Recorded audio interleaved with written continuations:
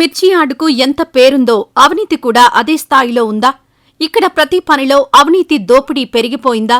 Vigilance నివేదిక ఏం చూపింది? దాని తర్వాత జరిగింది ఏంటి? ఏపీ, తెలంగాణతో పాటు కర్ణాటక నుంచి కూడా పంటలు అమ్ముకునేందుకు ఇక్కడికొస్తుంటారు. వేల కోట్ల వ్యాపారం జరుగుతుంది. వందల మంది కమిషన్ ఏజెంట్ల వ్యాపారం. ఇక్కడి నుంచి మిర్చిని దేశ విదేశాలకు ఎగుమతులు చేస్తూ ఉంటారు.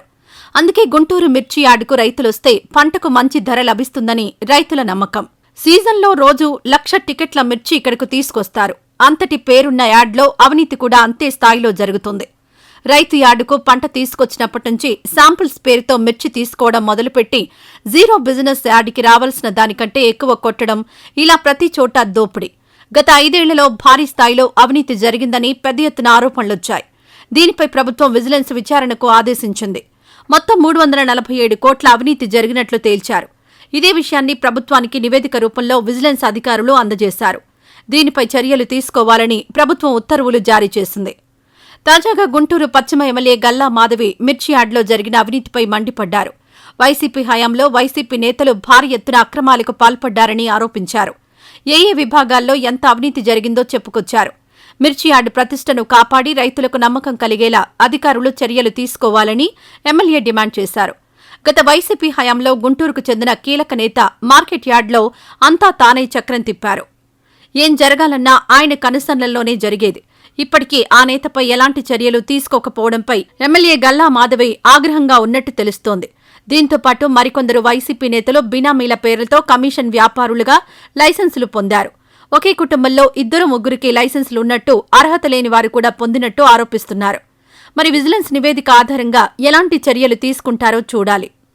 వర్గంలో ఉన్న మిర్చి యార్డులో లైసెన్సుల కేటాయింపు కోసం నిరంతరం నా పార్టీ ఆఫీస్కి కేటాయించవలసిందిగా కోరుతూ అనేక అభ్యర్థనలు నాకు వస్తూ ఉన్నాయి, రిప్రజెంటేషన్స్ వస్తూ ఉన్నాయి. వీటి గురించి ప్రస్తావించే ముందు గత 5 సంవత్సరాల్లో మిర్చి యార్డులో జరిగిన అవకతవకలు మనందరికీ తెలిసిందే.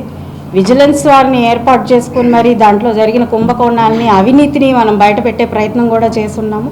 మరి ఇలాంటి క్రమంలో ఇప్పటికే 600 పైచిలుకు లైసెన్సులు ఇచ్చి ఎన్నో అక్రమాలకు గురిచేసి బినామీ పేర్లతో ఈ లైసెన్సులు అన్నీ ఉండి నిజంగా జరుగుతున్న వ్యాపారం ఒక 200 కంటే లేని క్రమంలో ఈరోజు 635 లైసెన్సులు రన్ అవుతున్న క్రమంలో మిగతా అన్నీ కూడా కేవలం బినామీ పేర్లతో ఉన్న పరిస్థితుల్లో ఇంత అవినీతి జరుగుతున్న క్రమంలో మళ్ళీ కొత్తగా లైసెన్సుల్ని ఇవ్వాలి అని చెప్పి నా దగ్గరికి నన్ను అభ్యర్థిస్తూ వస్తున్నారు.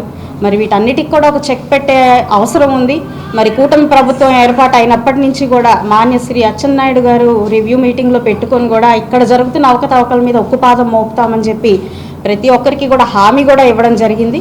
ఈ నేపథ్యంలోనే ఇంతవరకు కూడా లైసెన్సులు మనం కేటాయించలేని పరిస్థితి కూడా ఏర్పడింది. అయితే ఈ క్రమంలో కొత్త లైసెన్సులు అనే ఒక ఆలోచన, కొత్త లైసెన్సులు కేటాయింపులు అనే ఒక ఊహాగానాలు, మాటలు విని చాలామంది కూడా మాకు కావాలి అని చెప్పి సంప్రదిస్తున్న పరిస్థితుల్లో మరి ఎన్నో అవకతవకలు, అవినీతులు మయంగా మరి గత పాలకులు మిర్చి యార్డ్ని ఉంచేసిన పరిస్థితుల్లో ఈరోజు మళ్ళీ కొత్త లైసెన్సుల గురించి అడగడం నిజంగా బాధాకరంగా ఉంది.